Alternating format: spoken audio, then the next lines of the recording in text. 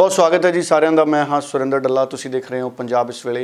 पंजाब इस वेले विच इस वेले दीयां सब तो वड्डियां खबरां असीं सांझियां करांगे। सब तो पहलां किसान मोर्चे की खबर का रुख करांगे।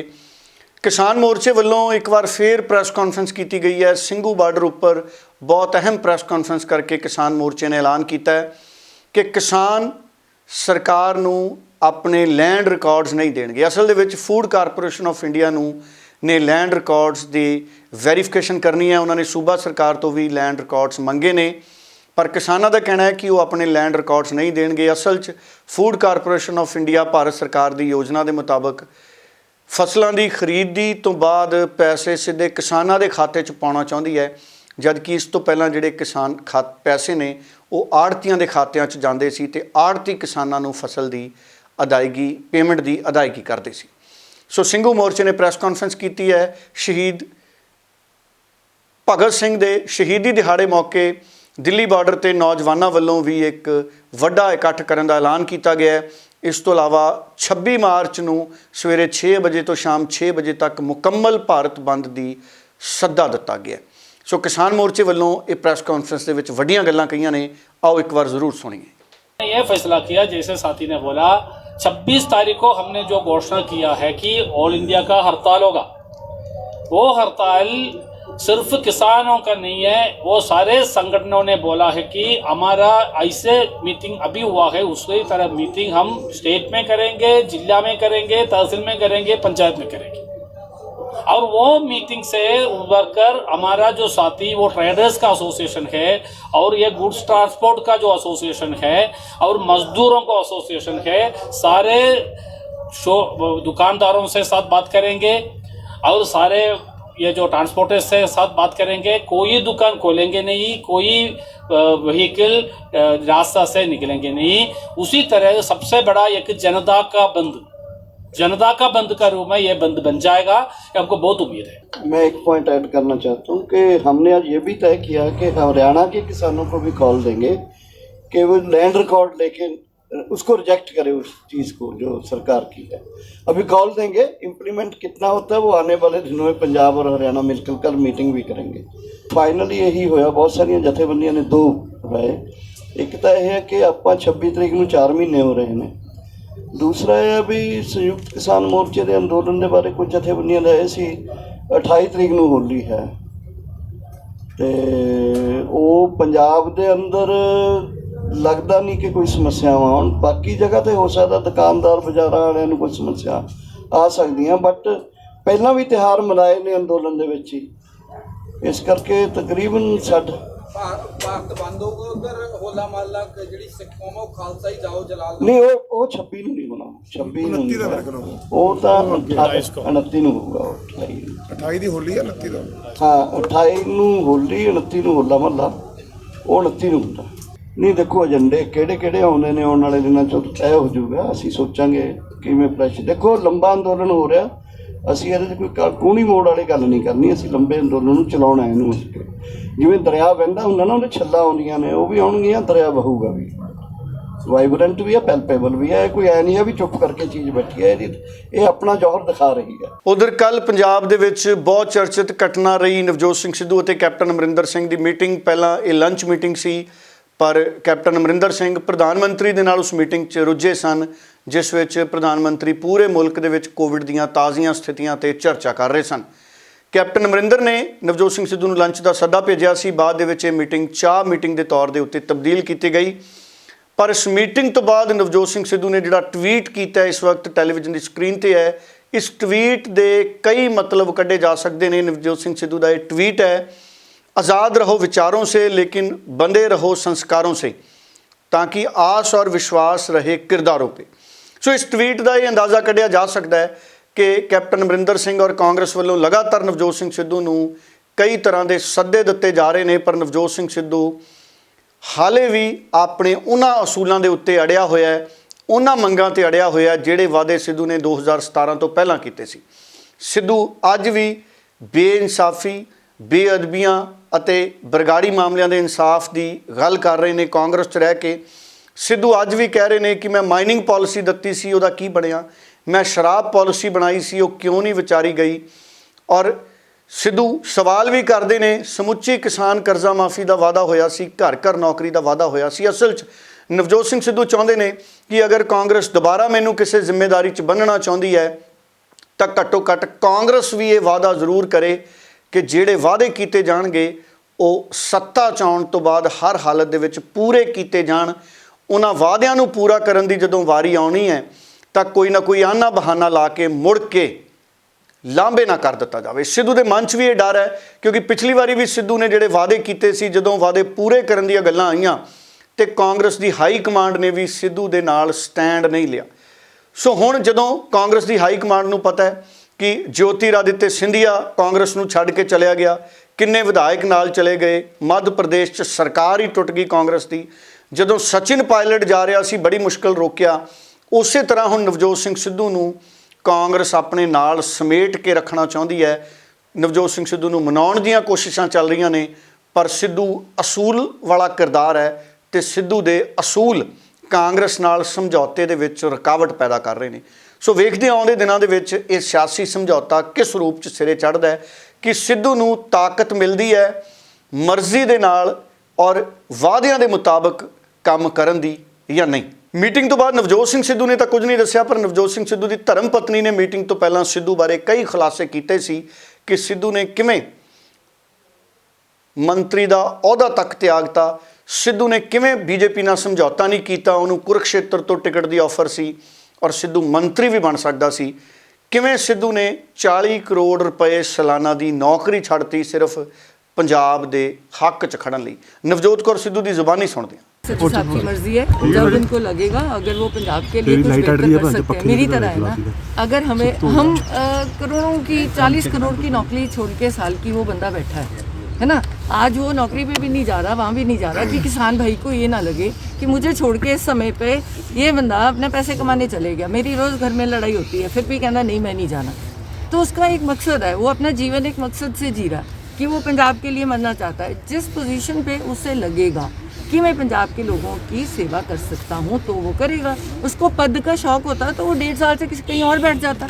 पर अगर वो परफॉर्म ही नहीं कर पाएगा, किसी परफॉर्मेंस ही नहीं कर सकता, तो उसकी सैक्रिफाइस का फायदा क्या है? लेकिन तो देखो वही तो मैं कह रही हूँ ना कि हम दोनों लोग अपना सारा कुछ छोड़ के इसलिए नहीं है पॉलिटिक्स में कि हमें कोई पदवी चाहिए। फिर तो यूनियन मिनिस्टर होते ना वो, फिर तो वो यूनियन मोदी जी को छोड़ के यार फिर तो यूनियन मिनिस्टर होते, कुरुक्षेत्र से लड़ लेते इलेक्शन, क्या बड़ी बात थी? कौन छोड़ता है? तो वो छोड़ा है ना पंजाब के लिए। तो अगर पंजाब का भला कर सके, ऐसी कोई पोजीशन हुई या आगे भगवान ने दी जिससे वो निर्णय ले सके पंजाब के हित में, तब तो वो मैम तो आप ये कह रहे हैं कि सिद्धू साहब की भूमिका क्या होगी वो खुद ही तय करेंगे। वो खुद लेकिन ਸੋ ਨਵਜੋਤ ਕੌਰ ਸਿੱਧੂ ਉਹਨਾਂ ਦੀ ਤੁਸੀਂ ਗੱਲ ਸੁਣੀ। ਉਧਰ ਭਗਵੰਤ ਮਾਨ ਨੇ ਵੀ ਤਿੱਖਾ ਸਿਆਸੀ ਹਮਲਾ ਕੀਤਾ ਹੈ ਕੈਪਟਨ ਅਮਰਿੰਦਰ ਔਰ ਨਵਜੋਤ ਸਿੰਘ ਸਿੱਧੂ ਦੀਆਂ ਮੀਟਿੰਗਾਂ ਤੇ, ਔਰ ਭਗਵੰਤ ਮਾਨ ਇੱਥੋਂ ਤੱਕ ਕਹਿੰਦੇ ਨੇ ਕਿ ਨਵਜੋਤ ਸਿੰਘ ਸਿੱਧੂ ਨੂੰ ਬਿਜਲੀ ਮੰਤਰੀ ਬਣ ਜਾਣਾ ਚਾਹੀਦਾ ਸੀ। ਭਗਵੰਤ ਮਾਨ ਦੀ ਗੱਲ ਸੁਣੀਏ। ਦੇਖੋ ਇਹ ਹਰ ਮਹੀਨੇ 1.5 ਮਹੀਨੇ ਬਾਅਦ ਸੁਣਨ ਨੂੰ ਮਿਲ ਜਾਂਦਾ ਕਿ ਉਹਨੂੰ ਬ੍ਰੇਕਫਾਸਟ 'ਤੇ ਬੁਲਾਇਆ, ਹੁਣ ਲੰਚ 'ਤੇ, ਹੁਣ ਡਿਨਰ 'ਤੇ। ਸੋ ਮੈਨੂੰ ਤਾਂ ਸਮਝ ਨਹੀਂ ਆਉਂਦੀ, ਇਹ ਤਾਂ ਉਹਨਾਂ ਨੂੰ ਪੁੱਛੋ ਜਿਹੜਾ ਬੁਲਾਉਂਦਾ ਤੇ ਜਿਹੜਾ ਬੁਲਾਏ ਤੇ ਆਉਂਦਾ, ਠੀਕ ਹੈ ਨਾ, ਕਿ ਲੰਚ ਡਿਪਲੋਮੈਸੀ ਹੈ ਕਿ ਡਿਨਰ ਡਿਪਲੋਮੈਸੀ ਹੈ, ਕਾਂਗਰਸ ਨੂੰ ਪਤਾ ਹੋਊਗਾ। ਤੇ ਜ਼ਿੰਮੇਵਾਰੀ ਤਾਂ ਖੈਰ ਬਿਜਲੀ ਮੰਤਰਾਲਾ ਮਿਲਦਾ ਸੀ ਉਦੋਂ, ਉਹ ਵੀ ਸੰਭਾਲ ਸਕਦੇ ਸੀ। ਬਿਜਲੀ ਅੱਜ ਸਭ ਤੋਂ ਵੱਡਾ ਦੁੱਖ ਹੈ ਪੰਜਾਬ ਦਾ, ਤੇ ਕੇਜਰੀਵਾਲ ਵਾਂਗੂ ਜਿਹੜੀ ਹੈ ਬਿਜਲੀ ਸਸਤੀ ਕਰ ਸਕਦੇ ਸੀ ਤਾਂ ਪੰਜਾਬ ਦੇ ਲੋਕਾਂ ਦਾ ਭਲਾ ਹੋ ਸਕਦਾ। ਉਧਰ ਦਿੱਲੀ ਦੇ ਵਿੱਚ ਕੇਂਦਰ ਸਰਕਾਰ ਨੇ ਉਪ ਰਾਜਪਾਲਾਂ ਦੀਆਂ, ਲੈਫਟੀਨੈਂਟ ਗਵਰਨਰਾਂ ਦੀਆਂ ਤਾਕਤਾਂ ਵਧਾ ਦਿੱਤੀਆਂ ਨੇ, ਜਿਸ ਦੇ ਰੋਸ ਵਜੋਂ ਅਰਵਿੰਦ ਕੇਜਰੀਵਾਲ ਵੱਲੋਂ ਦਿੱਲੀ 'ਚ ਪ੍ਰੋਟੈਸਟ ਕੀਤਾ ਗਿਆ। ਦਿੱਲੀ ਦੇ ਵਿੱਚ ਅਰਵਿੰਦ ਕੇਜਰੀਵਾਲ ਨੇ ਕਿਹਾ ਕਿ ਕੇਂਦਰ ਦੀ ਸਰਕਾਰ ਚੁਣੇ ਹੋਏ ਮੁੱਖ ਮੰਤਰੀਆਂ ਦੀਆਂ ਤਾਕਤਾਂ ਘਟਾਉਣਾ ਚਾਹੁੰਦੀ ਹੈ। ਅਰਵਿੰਦ ਕੇਜਰੀਵਾਲ ਦੀ ਪੂਰੀ ਗੱਲ ਸੁਣਦੇ ਹਾਂ। उस कानून में लिखा है कि अब से दिल्ली सरकार का मतलब होगा एलजी। तो भाई साहब फिर हमारा क्या मतलब होगा? फिर जनता का क्या मतलब होगा? फिर आपका क्या मतलब होगा? फिर देश की जनता का क्या मतलब होगा? अगर दिल्ली सरकार का मतलब एलजी होगा तो दिल्ली की जनता कहां जाएगी? दिल्ली की जनता की चलेगी नहीं चलेगी? मुख्यमंत्री कहां जाएगा? फिर चुनाव क्यों कराए थे?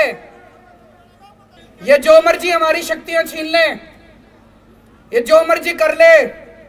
आपको याद है जब सुप्रीम कोर्ट का आदेश नहीं आया था, सारी फाइलें एलजी के पास जाया करती थी।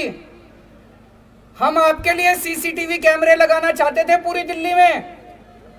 एलजी साहब ने 1 साल तक फाइल रोके रखी सीसीटीवी की। 1 साल तक सीसीटीवी की फाइल रोके रखी। फिर मैं, मनीष सिसोदिया जी, गोपाल राय जी और सतिंदर जैन, हमने एलजी साहब के घर के अंदर जाके धरना कर दिया और आपकी फाइल पास करा के लाए थे।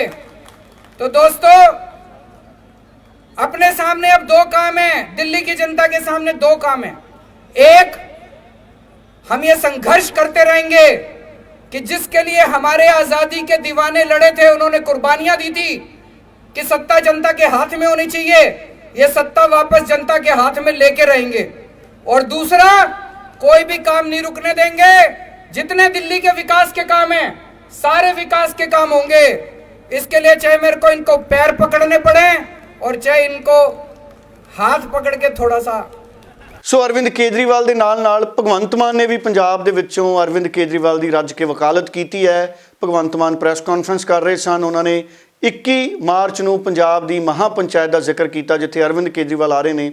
ਔਰ ਇਹਦੇ ਨਾਲ ਭਗਵੰਤ ਮਾਨ ਨੇ ਜਿੱਥੇ ਨਵਜੋਤ ਸਿੰਘ ਸਿੱਧੂ ਔਰ ਕੈਪਟਨ ਅਮਰਿੰਦਰ ਸਿੰਘ ਤੇ ਤਿੱਖੇ ਸਿਆਸੀ ਹਮਲੇ ਕੀਤੇ, ਇਹਦੇ ਨਾਲ ਹੀ ਭਗਵੰਤ ਮਾਨ ਨੇ ਅਰਵਿੰਦ ਕੇਜਰੀਵਾਲ ਦੀ ਸਰਕਾਰ ਦਾ ਗੁਣਗਾਨ ਵੀ ਕੀਤਾ।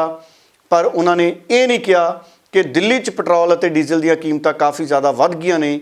ਅਰਵਿੰਦ ਕੇਜਰੀਵਾਲ ਦਿੱਲੀ 'ਚ ਇਹਨਾਂ ਕੀਮਤਾਂ ਨੂੰ ਕਿਉਂ ਨਹੀਂ ਘਟਾਉਂਦੇ? ਕਿੰਨੀਆਂ ਜ਼ਿਆਦਾ ਫੈਸਿਲਿਟੀਆਂ ਦਿੱਤੀਆਂ ਨੇ, 1 ਰੁਪਈਆ ਵੀ ਕਰਜ਼ਾ ਨਹੀਂ ਚੜਿਆ। 350 ਕਰੋੜ 'ਚ ਜਿਹੜਾ ਫਲਾਈਓਵਰ ਬਣਨਾ ਹੁੰਦਾ 200 'ਚ ਬਣਾ ਕੇ 150 ਕਰੋੜ ਰੁਪਏ ਬਚਾਇਆ ਜਾ ਰਿਹਾ। ਤਾਂ ਸਾਰੀਆਂ ਪਾਵਰਾਂ ਖੋ ਕੇ, ਸਾਰੀਆਂ ਸ਼ਕਤੀਆਂ ਸਰਕਾਰ ਦੀਆਂ ਕੰਮ ਕਰਨ ਦੀਆਂ ਖੋ ਕੇ ਐਲਜੀ ਕੋਲ ਜਾਣਗੀਆਂ ਤੇ ਐਲਜੀ ਹਰ ਗੱਲ ਹਰ ਕੰਮ ਦੀ ਪਰਮਿਸ਼ਨ ਐਲਜੀ ਤੋਂ ਲੈਣੀ ਪਿਆ ਕਰੂ ਕਿ ਆਹ ਕਰ ਸਕਦੇ ਹਾਂ ਜਾਂ ਨਾ। ਫਿਰ ਲੋਕਤੰਤਰ ਕਿੱਥੇ ਰਹਿ ਗਿਆ?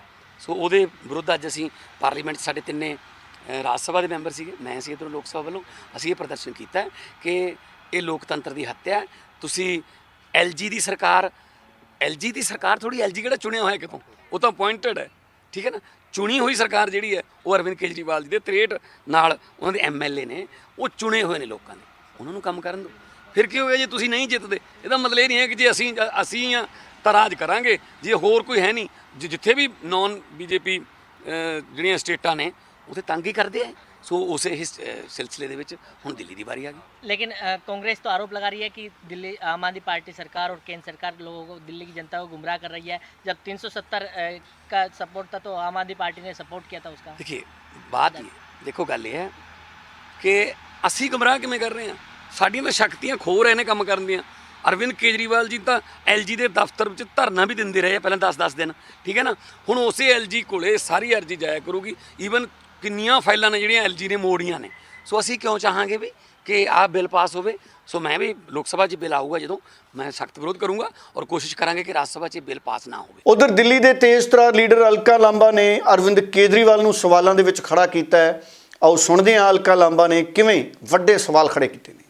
देखिए, ये जो कुछ भी चल रहा है इसमें दिल्ली की केजरीवाल सरकार पूरी तरह से शामिल है। 3 फरवरी को कैबिनेट नोट लेकर आता है, एक पन्ने का लिखता है सरकार का मतलब मुख्यमंत्री नहीं एलजी होगा, कांग्रेस को मंजूर नहीं। कोर्ट ने जब 2018 में सुप्रीम कोर्ट की 5 जजेस की बेंच ने तय कर दिया 2018 3 साल पहले कि चुनी हुई सरकार और नियुक्त किए गए एलजी की क्या अधिकार होंगे, विवाद खत्म था।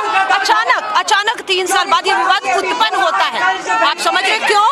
दिल्ली में पेट्रोल 90 पार, सिलेंडर 900 पार, हवाएं जहरीली, पानी से लोग तरसते हैं, कोरोना महामारी से दिल्ली अभी निकली नहीं। इन सब मुद्दों से ध्यान भटकाने के लिए भाजपा और केंद्र ये एक पन्ने का संशोधन लाकर सारे मुद्दों से अपनी नाकामियों से ध्यान भटकाना चाहती है। देखिए, हम यहाँ आज विरोध में बैठे हैं।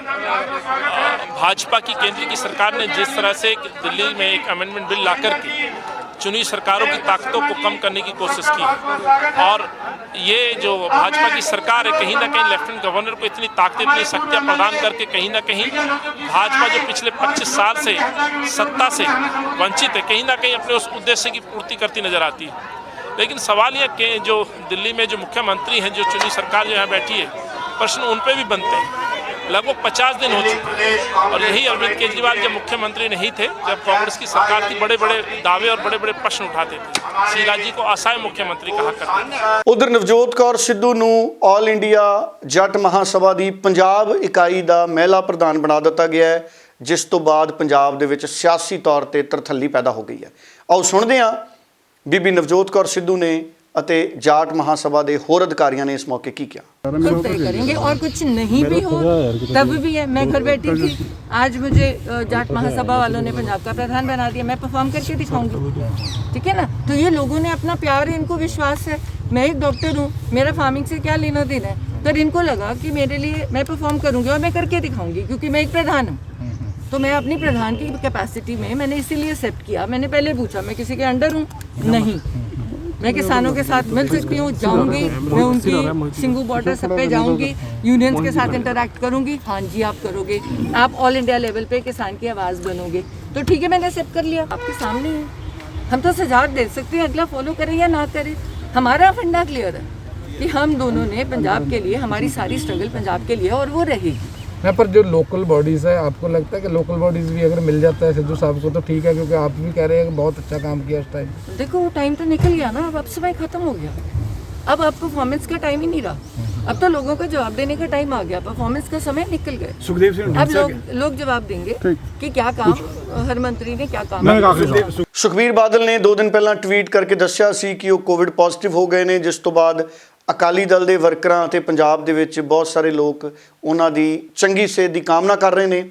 ਦਲਜੀਤ ਸਿੰਘ ਚੀਮਾ ਨੇ ਵੀ ਸੁਖਬੀਰ ਸਿੰਘ ਬਾਦਲ ਦੀ ਸਿਹਤ ਬਾਰੇ ਖਾਸ ਅਪਡੇਟ ਸਾਂਝਾ ਕੀਤਾ। ਸਾਰਿਆਂ ਦੀ ਜਾਣਕਾਰੀ ਵਾਸਤੇ ਦੱਸਣਾ ਚਾਹੁੰਦਾ ਕਿ ਪ੍ਰਧਾਨ ਸ਼੍ਰੋਮਣੀ ਅਕਾਲੀ ਦਲ ਸਰਦਾਰ ਸੁਖਬੀਰ ਸਿੰਘ ਜੀ ਬਾਦਲ ਸਾਹਿਬ ਅਕਾਲ ਪੁਰਖ ਦੀ ਬਖਸ਼ਿਸ਼ ਸਦਕਾ ਜਿਹੜਾ ਬਿਲਕੁਲ ਠੀਕ ਠਾਕ ਨੇ, ਸਿਹਤਮੰਦ, ਕਿਉਂਕਿ ਕੋਵਿਡ ਦੇ ਨਾਲ ਜੁੜੇ ਹੋਏ ਹੈਲਥ ਦੇ ਕੁਝ ਪ੍ਰੋਟੋਕਾਲ ਸੀ ਕਿ ਜਦੋਂ ਕੋਵਿਡ ਪੋਜ਼ਿਟਿਵ ਆ ਜਾਂਦਾ ਤਾਂ ਉਦੋਂ ਤੁਹਾਨੂੰ ਜਿਹੜਾ ਅੰਡਰ ਸੁਪਰਵਿਜ਼ਨ ਆਈਸੋਲੇਸ਼ਨ ਦੇ ਵਿੱਚ ਰਹਿਣਾ ਪੈਂਦਾ। ਇਸ ਕਰਕੇ ਉਹਨਾਂ ਨੇ ਪਰਿਵਾਰਕ ਸਹੂਲਤ ਨੂੰ ਦੇਖਦਿਆਂ ਹੋਇਆ ਆਪਣੇ ਆਪ ਨੂੰ ਦਿੱਲੀ ਵਿਦਾਂਤਾ ਹਸਪੀਟਲ ਸ਼ਿਫਟ ਕਰ ਲਿਆ। ਪਰ ਥੋੜੀ ਦੇਰ ਪਹਿਲਾਂ ਵੀ ਮੇਰੀ ਉਹਨਾਂ ਦੇ ਨਾਲ ਗੱਲਬਾਤ ਹੋਈ ਸੀ, ਬਿਲਕੁਲ ਸਿਹਤਮੰਦ ਨੇ ਔਰ ਉਹਨਾਂ ਨੇ ਸੁਨੇਹਾ ਵੀ ਇਹੀ ਦਿੱਤਾ ਕਿ ਸਾਰੇ ਵਰਕਰ ਚੜ੍ਹਦੀ ਕਲਾ ਵਿੱਚ ਰਹਿਣ। ਕੁਦਰਤੀ ਗੱਲ ਹੈ ਕਿ ਇਹਦੇ ਵਾਸਤੇ ਕੁਝ ਪਾਬੰਦੀਆਂ ਹੁੰਦੀਆਂ, ਮਿਲਣ ਜੁਲਣ ਦੀਆਂ, ਜਾਣ ਦੀਆਂ, ਉਹ ਸਾਰੀਆਂ ਫਾਲੋ ਕੀਤੀਆਂ ਜਾਣਗੀਆਂ ਔਰ ਮੈਂ ਆਸ ਕਰਦਾ ਕਿ ਬੜੀ ਛੇਤੀ ਪ੍ਰਧਾਨ ਸਾਹਿਬ ਫਿਰ ਸੰਗਤ ਦੇ ਵਿੱਚ ਆ ਕੇ ਉਸੇ ਤਰ੍ਹਾਂ ਰੈਲੀਆਂ ਦਾ ਕੰਮ ਜਿਹੜਾ ਉਹ ਫਿਰ ਸ਼ੁਰੂ ਕਰਨਗੇ। ਹਾਲੇ ਅਸੀਂ 31 ਤਰੀਕ ਤੱਕ ਦੀਆਂ ਰੈਲੀਆਂ ਦੇ ਪ੍ਰੋਗਰਾਮ ਮੁਲਤਵੀ ਕਰ ਦਿੱਤੇ ਆ, ਉਹ ਤਰੀਕਾ ਅਸੀਂ ਉਹਨਾਂ ਨਾਲ ਸਲਾਹ ਕਰਕੇ ਬਾਅਦ ਵਿੱਚ ਜਾਣਾ। ਤੇ ਕੋਵਿਡ ਦਾ ਰੁਖ ਕਰਦੇ ਹਾਂ। ਪੰਜਾਬ ਦੇ ਵਿੱਚ ਕੋਵਿਡ ਦੀਆਂ ਸਥਿਤੀਆਂ ਚਿੰਤਾਜਨਕ ਬਣੀਆਂ ਹੋਈਆਂ ਨੇ। ਪੰਜਾਬ ਸਰਕਾਰ ਵੱਲੋਂ ਜਾਰੀ ਅੰਕੜਿਆਂ ਦੇ ਮੁਤਾਬਕ ਕੱਲ ਸ਼ਾਮ ਤੱਕ ਪੰਜਾਬ 'ਚ ਇੱਕ ਵਾਰ ਫਿਰ 17 ਮਾਰਚ ਦੀ ਸ਼ਾਮ ਤੱਕ ਪੰਜਾਬ ਦੇ ਵਿੱਚ 2039 ਕੇਸ ਹੋਰ ਆ ਗਏ ਸਨ। ਲੁਧਿਆਣਾ ਵਿੱਚ 233 ਕੇਸ ਲਾਣੇ ਗਏ ਨੇ, ਜਲੰਧਰ ਦੇ ਵਿੱਚ 277 ਨਵੇਂ ਕੇਸ ਲਾਣੇ ਗਏ ਨੇ, ਪਟਿਆਲਾ 'ਚ 203, ਮੋਹਾਲੀ 'ਚ 222, ਅੰਮ੍ਰਿਤਸਰ 'ਚ 178 ਕੇਸ ਲਾਣੇ ਗਏ ਨੇ, ਗੁਰਦਾਸਪੁਰ 'ਚ 112, ਬਠਿੰਡਾ ਦੇ ਵਿੱਚ 53, ਹੁਸ਼ਿਆਰਪੁਰ ਦੇ ਵਿੱਚ 191 ਕੇਸ ਲਾਣੇ ਗਏ ਨੇ, ਫਿਰੋਜ਼ਪੁਰ ਦੇ ਵਿੱਚ 21, ਪਠਾਨਕੋਟ 37, ਸੰਗਰੂਰ 'ਚ 26, ਕਪੂਰਥਲਾ 'ਚ 157 ਕੇਸ ਲਾਣੇ ਗਏ ਨੇ, ਫਰੀਦਕੋਟ 17, ਮੁਕਤਸਰ 20, ਫਾਜ਼ਿਲਕਾ 10, ਮੋਗਾ 'ਚ 20, ਰੋਪੜ 'ਚ 113 ਕੇਸ ਲਾਣੇ ਗਏ ਨੇ। ਇਸੇ ਤਰ੍ਹਾਂ ਫਤਿਹਗੜ੍ਹ ਸਾਹਿਬ 'ਚ 46, ਬਰਨਾਲਾ 10, ਤਰਨਤਾਰਨ 38, ਸ਼ਹੀਦ ਭਗਤ ਸਿੰਘ ਨਗਰ 33 ਅਤੇ ਮਾਨਸਾ ਦੇ ਵਿੱਚ ਵੀ 22 ਨਵੇਂ ਕੇਸ ਨੇ ਜਿਹੜੇ ਉਹ ਐਲਾਨੇ ਗਏ ਨੇ। ਉਧਰ ਭਾਰਤ ਸਰਕਾਰ ਦੇ ਸਿਹਤ ਮੰਤਰਾਲੇ ਦੇ ਸਕੱਤਰ ਵੱਲੋਂ ਕੱਲ੍ਹ ਪੱਤਰਕਾਰਾਂ ਨੂੰ ਦੱਸਿਆ ਗਿਆ ਕਿ ਮੁਲਕ ਦੇ ਵਿੱਚ ਹੁਣ ਤੱਕ 3.51 ਕਰੋੜ ਵੈਕਸੀਨ ਦੇ ਡੋਜ਼ ਦਿੱਤੇ ਜਾ ਚੁੱਕੇ ਨੇ, ਜਿਨ੍ਹਾਂ ਦੇ ਵਿੱਚੋਂ 1.38 ਕਰੋੜ ਡੋਜ਼ 60 ਸਾਲ ਤੋਂ ਉੱਪਰ ਦੇ ਵਿਅਕਤੀਆਂ ਨੂੰ ਦਿੱਤੇ ਗਏ ਨੇ ਅਤੇ 45 ਤੋਂ 59 ਸਾਲ ਦੇ ਉਹਨਾਂ ਵਿਅਕਤੀਆਂ ਨੂੰ ਵੀ ਡੋਜ਼ ਦਿੱਤੇ ਗਏ ਨੇ ਜਿਨ੍ਹਾਂ ਨੂੰ ਗੰਭੀਰ ਬਿਮਾਰੀਆਂ ਨੇ। ਸੋ ਮੁਲਕ ਦੇ ਵਿੱਚ ਕੋਵਿਡ ਦੇ ਮਾਮਲੇ ਦੇ ਵਿੱਚ ਇਸ ਵਕਤ ਹੋਰ ਸਾਵਧਾਨੀਆਂ ਅਤੇ ਸੁਚੇਤ ਰਹਿਣ ਦੀ ਜ਼ਰੂਰਤ ਹੈ। ਭਾਰਤ ਸਰਕਾਰ ਵੱਲੋਂ ਜਾਰੀ ਅੰਕੜਿਆਂ ਦੇ ਮੁਤਾਬਕ ਭਾਰਤ ਦੇ ਵਿੱਚ ਕੱਲ੍ਹ ਤੱਕ ਕੋਵਿਡ ਦੇ ਕੁੱਲ ਮਾਮਲੇ 1.14 ਕਰੋੜ ਤੱਕ ਹੋ ਚੁੱਕੇ ਸਨ, ਜਦਕਿ ਸਰਗਰਮ ਮਾਮਲੇ 2,34,000 ਦੱਸੇ ਗਏ। ਹੁਣ ਤੱਕ ਕੁੱਲ 1.59 ਲੱਖ ਲੋਕਾਂ ਦੀ ਭਾਰਤ ਦੇ ਵਿੱਚ ਦੁਨੀਆ ਤੋਂ ਵਿਦਾਇਗੀ ਹੋਈ ਹੈ ਔਰ ਕੁੱਲ 22.9 ਕਰੋੜ ਲੋਕਾਂ ਦੀ ਭਾਰਤ ਦੇ ਵਿੱਚ ਜਾਂਚ ਕੀਤੀ ਗਈ ਹੈ ਔਰ ਕਮੂਲੇਟਿਵ ਪੋਜ਼ਿਟਿਵ दर जिहड़ी है वो भी घट के 5% ते आई है। सो कई पासे सुधार भी होया है, पर पिछले कुछ दिनों तो अचानक कोविड के केस वधे ने, जिस करके बहुत सावधानियां की जरूरत है। ਜਿਹੜੇ भी नियम लागू किए जा रहे हैं उन्हां दी पालना करनी इस वक्त बहुत जरूरी है। सो सारियां वड्डियां खबरों तो बाद आओ सुनते हैं ਵੱਖ-ਵੱਖ मुद्दों ते अज दे पोलीटिकल लीडरां दे बयान। जब बीजेपी में एमसीडी की 0 सीट आई और लगातार तीसरी दफ़ा अरविंद केजरीवाल की भारी बहुमत से सरकार दिल्ली में बनी, तो बीजेपी बैकडोर से शासन करना चाहती है दिल्ली के ऊपर। चुनी हुई सरकार के अधिकार कम करके एलजी के माध्यम से राज चलाना चाहती है। ये सुप्रीम कोर्ट के फैसले के विरुद्ध है, ये हिंदुस्तान के संविधान के विरुद्ध है। संविधान संशोधन करके दिल्ली विधानसभा को शक्तियां दी गई, दिल्ली के मंत्रिमंडल को, दिल्ली के मुख्यमंत्री को शक्तियां दी गई। पहले भी बीजेपी ने एलजी राज चलाने की कोशिश की थी। सुप्रीम कोर्ट की संविधान पीठ ने फैसला दिया कि public order, land and police छोड़ के सब कुछ दिल्ली सरकार की चलेगी और सीएम का मतलब सरकार है। अब अमित शाह जी कहते हैं कि एलजी का मतलब सरकार है और एलजी का मतलब सरकार बनाने के लिए संसद में एक बिल लेकर आ रहे हैं। उनका कहना है कि हर फाइल, दिल्ली की हर फाइल, छोटा केस हो बड़ा केस हो जो भी हो, एलजी के पास जाएगी और एलजी सहमत नहीं होंगे तो राष्ट्रपति के पास भेजेंगे। फिर सरकार चुनने का मतलब क्या हुआ? यूपी में हार गए तो फिर गवर्नर का राज बनाएंगे, बंगाल में हार गए तो वहाँ पे राज्यपाल का राज बनाएंगे। ऐसी स्थिति तो देश के संवैधानिक ढांचे को खराब कर देगी। हमने लगातार संसद में इस बात का विरोध किया। आज भी राष्ट्रपिता महात्मा गांधी जी की प्रतिमा के सामने हमने ये आवाज़ उठाई। ये बिल लोकसभा में भी आएगा, राज्यसभा में भी आएगा। हम लगातार इसका विरोध करेंगे। आज जंतर मंतर के ऊपर भी हम बैठने वाले हैं इसके विरोध के अंदर, क्योंकि चुनी हुई सरकारों की शक्तियां कम करके एक नॉमिनेटेड व्यक्ति को शक्तियां देना हिंदुस्तान के मूल संविधान के विरुद्ध भी है और दिल्ली के विषय में जो संविधान अमेंडमेंट होके कानून बना उसके विरुद्ध भी है। एक बिल आके संविधान अमेंडमेंट को नहीं टाला जा सकता। ਇਹ ਨਾ ਬੜਾ ਗੰਭੀਰ ਮਾਮਲਾ ਵਾ ਜਿਹਦੇ ਅਧੀਨ ਸਾਡੇ ਜਿਹੜੇ ਬਾਹਰ ਬੈਠੇ ਦੇਸ਼ ਵਾਸੀ ਆ, ਮੈਂ ਇਕੱਲੇ ਪੰਜਾਬੀ ਨਹੀਂ ਕਹੂੰਗਾ, ਇਹ ਮਾਮਲਾ ਸਾਰੇ ਦੇਸ਼ ਦੇ ਲੋਕ ਜਿਹੜੇ ਬਾਹਰ ਦੇ ਦੇਸ਼ਾਂ 'ਚ ਬੈਠੇ ਆ ਉਹ ਇਸ ਮੁਸ਼ਕਲ ਦਾ ਸਾਹਮਣਾ ਕਰ ਰਹੇ। ਸਾਡੇ ਬੱਚੇ ਜਿਹੜੇ ਪੜ੍ਹਨ ਬਾਹਰ ਜਾਂਦੇ ਆ ਜਾਂ ਸਾਡੇ ਜੋ ਪੜ੍ਹੇ ਲਿਖੇ ਲੋਕ ਜਿਹੜੇ HB1 ਵੀਜ਼ੇ 'ਤੇ ਜਾਂਦੇ ਆ ਜਾਂ ਵਰਕ ਪਰਮਿਟ 'ਤੇ ਜਾਂਦੇ ਆ, ਉਹ ਜਦੋਂ ਬਾਹਰ ਦੇ ਦੇਸ਼ 'ਚ ਜਾਂਦੇ ਆ ਉੱਥੇ ਸਾਲ, 1.5 ਸਾਲ ਬਾਅਦ, 2 ਸਾਲ ਬਾਅਦ, 3 ਸਾਲ ਬਾਅਦ ਉਹਨਾਂ ਦਾ ਪਾਸਪੋਰਟ ਰਿਨਿਊ ਕਰਾਉਣ ਦੀ ਲੋੜ ਪੈਂਦੀ ਹੈ। ਉਹ ਆਪਣੇ ਇੰਡੀਆ ਦੀ ਜਿਹੜੀ ਐਮਬੈਸੀ ਉਸ ਦੇਸ਼ ਦੀ ਉਹਦੇ ਵਿੱਚ ਜਾ ਕੇ ਅਰਜ਼ੀ ਦਿੰਦੇ, ਆਪਣਾ ਪਾਸਪੋਰਟ ਰਿਨਿਊ ਕਰਾ ਲੈਂਦੇ। ਫਿਰ ਉਹ ਲੋਕ ਜਦੋਂ ਉਹਨਾਂ ਦੀ ਪੜ੍ਹਾਈ ਖਤਮ ਹੋ ਜਾਂਦੀ ਆ ਜਾਂ ਉਹਨਾਂ ਦੀ ਕੰਮਕਾਰ ਦੀ ਟਨਿਓਰ ਖਤਮ ਹੋ ਜਾਂਦੀ ਜਾਂ ਉਹਨਾਂ ਦਾ ਵੀਜ਼ਾ ਖਤਮ ਹੋ ਜਾਂਦਾ, ਵਾਪਸ ਆਪਣੇ ਦੇਸ਼ ਇੰਡੀਆ 'ਚ ਆ ਜਾਂਦੇ। ਇੱਥੇ ਆ ਕੇ ਜਦੋਂ ਪਾਸਪੋਰਟ ਦੁਬਾਰਾ ਰਿਨਿਊ ਕਰਾਉਂਦੇ ਆ ਉਹਦੇ ਵਿੱਚ ਬਹੁਤ ਵੱਡੀ ਕਠਿਨਾਈ ਆਉਂਦੀ ਆ। ਸਾਡਾ ਇੱਥੇ ਜਿਹੜਾ ਰੀਜਨਲ ਪਾਸਪੋਰਟ ਆਫਿਸ ਹੁੰਦਾ ਉਹ ਇੱਕ ਮੇਲ ਕਰਦਾ ਉਸ ਐਮਬੈਸੀ 'ਚੋਂ ਜਿੱਥੋਂ ਪਹਿਲਾਂ ਇਹ ਪਾਸਪੋਰਟ ਰਿਨਿਊ ਹੋਇਆ ਹੁੰਦਾ। ਉਹਦੇ ਨਾਲ ਕੀ ਹੁੰਦਾ ਵਾ ਕਿ ਉਹ ਜਿਹੜੇ ਐਮਬੈਸੀ ਵਾਲੇ ਆ ਉਹ 5-5 ਸਾਲ, ਮੇਰੇ ਕੋਲ ਐਸੇ ਕੇਸ ਆਏ ਆ ਕਿ 5-5 ਸਾਲ ਹੋ ਗਏ ਇੱਥੋਂ ਮੇਲ ਦੇ ਉੱਤੇ ਮੇਲ ਜਾਰੀ, ਉੱਧਰੋਂ ਕੋਈ ਜਵਾਬ ਹੀ ਨਹੀਂ ਦੇ ਰਿਹਾ। ਜੇ ਜਵਾਬ ਨਹੀਂ ਆਊਗਾ ਤੇ ਇੱਥੋਂ ਪਾਸਪੋਰਟ ਰਿਨਿਊ ਨਹੀਂ ਹੋਊਗਾ। ਉਹ ਮੈਂ ਇਹ ਗੱਲ ਕਹੀ ਆਪਣੇ external affair minister Jai Shankar ji ਨੂੰ ਕਿ ਤੁਸੀਂ ਇਹਦਾ ਇੱਕ ਕਾਨੂੰਨ ਬਣਾਓ। ਪਹਿਲੀ ਤੇ ਗੱਲ 1 ਮਹੀਨੇ ਦੇ ਵਿੱਚ ਇਹਦਾ ਜਵਾਬ ਆਉਣਾ ਚਾਹੀਦਾ। ਜੇ ਨਹੀਂ ਆਉਂਦਾ 3 ਮਹੀਨੇ, ਜੇ ਨਹੀਂ ਜਵਾਬ ਆਉਂਦਾ ਉਹਦਾ ਕੋਈ ਮੇਲ ਦਾ ਜਵਾਬ ਨਹੀਂ ਦਿੰਦੇ ਤੇ 3 ਮਹੀਨੇ ਬਾਅਦ ਆਟੋਮੈਟਿਕਲੀ ਉਹ ਪਾਸਪੋਰਟ ਰਿਨਿਊ ਹੋ ਜਾਏ, ਕਿਸੇ ਨੂੰ ਤੰਗੀ ਦਾ ਸਾਹਮਣਾ ਨਾ ਕਰਨਾ ਪਏ। ਤੇ ਇਸ ਸੰਬੰਧ ਵਿੱਚ ਜੈ ਸ਼ੰਕਰ ਜੀ ਨੇ ਮੈਨੂੰ ਪਰਸੋਂ ਸੱਦਿਆ ਤੇ ਮੈਂ ਇਹ ਮਸਲਾ ਹੱਲ ਕਰਵਾ ਦਿਆਂ। ਸੋ ਪੰਜਾਬ ਇਸ ਵੇਲੇ ਵਿੱਚ ਫਿਲਹਾਲ ਇੰਨਾ ਹੀ। ਨਵੇਂ ਅਤੇ ਤਾਜ਼ੇ ਅਪਡੇਟ ਦੇ ਨਾਲ ਸ਼ਾਮ ਨੂੰ ਠੀਕ 6:30 ਵਜੇ ਲਾਈਵ ਬੁਲੇਟਿਨ ਦੇ ਵਿੱਚ ਫਿਰ ਮੁਲਾਕਾਤ ਹੋਏਗੀ। ਸੁਰਿੰਦਰ ਡੱਲਾ ਨੂੰ ਦਿਓ ਇਜਾਜ਼ਤ। ਬਹੁਤ ਬਹੁਤ ਧੰਨਵਾਦ।